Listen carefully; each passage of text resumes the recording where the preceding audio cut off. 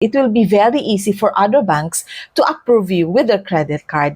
Basta meron ka nitong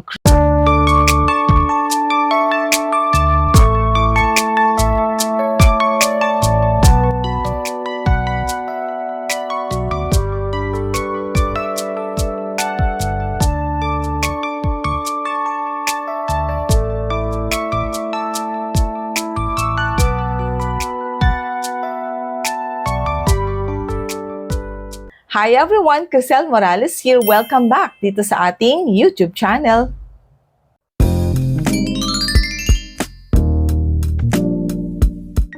Alright, without further ado, let us proceed with our video for today. And I'm going to answer a few questions lamang. But I'm pretty sure that I'm going to expound this topic well para mag-grasp natin yung gusto nating makuhang idea and information regarding this one.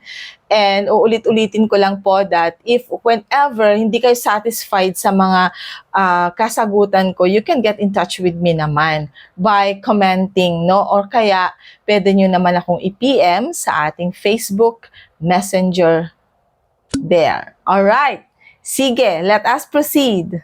Okay, ang query natin nanggaling kay Icon Bacon. Wow, ang sarap naman ng pangalan niya, bacon with egg.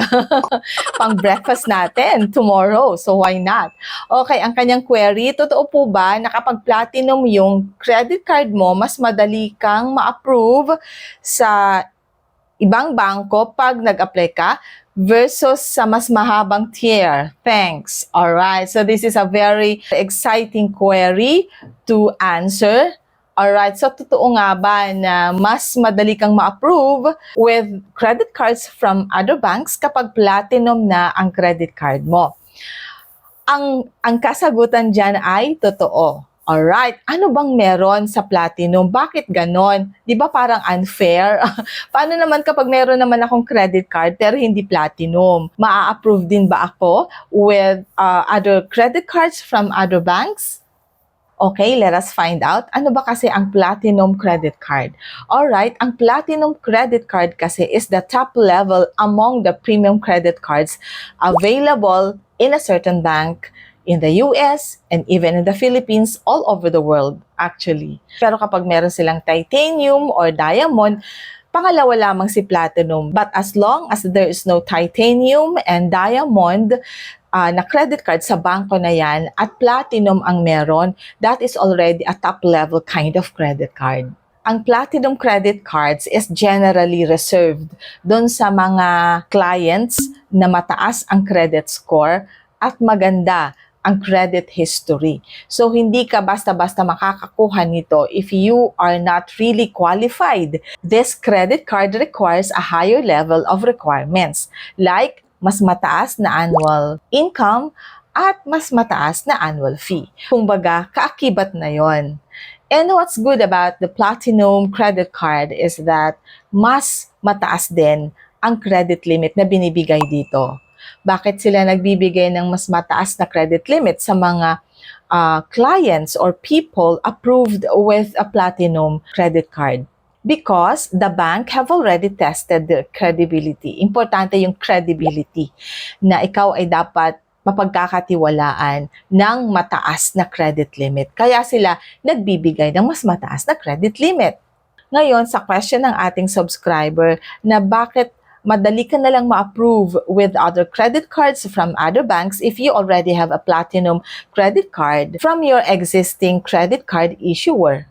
It is because, kung baga, sa training, okay, saan ko ba i-compare? Ito na lang. Okay, gumamit tayo ng figures of speech para maintindihan natin. So, let us compare this one into a situation of a policeman. Ang policeman, bago siya maging certified member of the Philippine National Police, dapat nag-aral yan and nag-undergo yan ng training. Sa training ng isang pulis, kasama dyan yung criminal law, physical fitness, weapon handling, communication, and community awareness, and field training. Ngayon, if a policeman passes all this training and even the rigid training talaga na physical training at naging police na siya, kapag nag-apply siya as a security guard, ang dali lang talagang ma-approve. Mas broad kasi yung training ng isang police kesa dun sa training ng isang security guard. Lahat kasi ng mga kaalaman na dapat malaman ng isang security guard nandun na sa training ng isang police at mas marami pa. Kasi mas marami yung training na binibigay sa mga nag-a-apply to become a member of the Philippine National Police. That is why kapag ang isang police ang nag-apply as a security guard, ang dali lang i-approve. So, ganun ang comparison. It is very easy for the policeman to apply as a security guard. Ganun din sa credit card. Dahil nga broader yung requirements and qualification ng isang platinum card holder, ngayon kapag nag-apply ka ng ordinary or mid-range na credit card from other banks, madali ka lang nilang i-approve. Alright, but of course, bumalik tayo dun sa comparison. Bakit naman mag-a-apply ang isang police as a security guard kapag natapos naman niya yung course niya o yung training niya as a policeman? The question kasi is that kung natapos mo naman ang course mo na criminology at nag-undergo ka naman ng training, rigid training, bakit ka mag-a-apply as a security guard? So, ganun din sa isang platinum card holder. Alright? Kahit platinum card naman ang hawak mo, kapag hindi mo napanindigan yung magandang credit standing at credit score, pwede ka ring ma-fail pa rin pag nag-apply ka sa ibang bangko with their credit cards. Because ang magiging pre-qualification mo is your credit card. Of course, if you apply from other banks, tatanungin sa'yo, do you have an existing credit card? And syempre, sasagot mo naman dahil may platinum credit card ka. Yes, I have a platinum credit card from the Bank of the Philippine Islands, for example. O kaya from, saan pa ba, BDO? Kung halimbawang ganon. Okay, and then they're going to investigate or titignan nila yung thread ng payments mo at saka yung standing mo sa original or sa old na card issuer mo. At kapag meron silang nakita na magdi-disqualify sa'yo to be approved with a credit card from other banks, of course, hindi sila magdadalawang isip to disapprove or to decline your application. So, ganun pa rin ang process. Depende pa rin kapag meron ka talagang magandang credit score and credit standing with the bank who issued you the platinum credit card. Alright, so Icon Bacon. Ayan, Icon Bacon. Yun ang kasagutan ko sa query mo.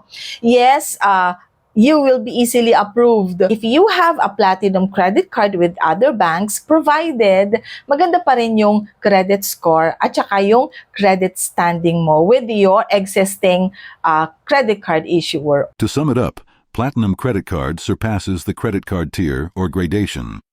Alright, so I have encountered many questions or queries regarding doon sa mga nasa abroad and then na-approve sila with their credit card application dito sa Philippines. And tinatanong nila kung pwede bang i-activate yung credit card kahit nasa abroad sila. And second is, pwede bang gamitin ng asawa niya yung credit card. Alright, so today we're going to tackle that query at sasagutin natin according to the terms and conditions and based doon sa rules and regulations ng isang credit card issuer.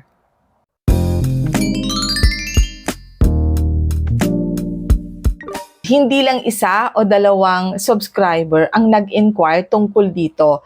If okay lang bang gamitin ng husband nila o ng spouse nila o mga anak nila yung credit card na iniwan sa Pilipinas.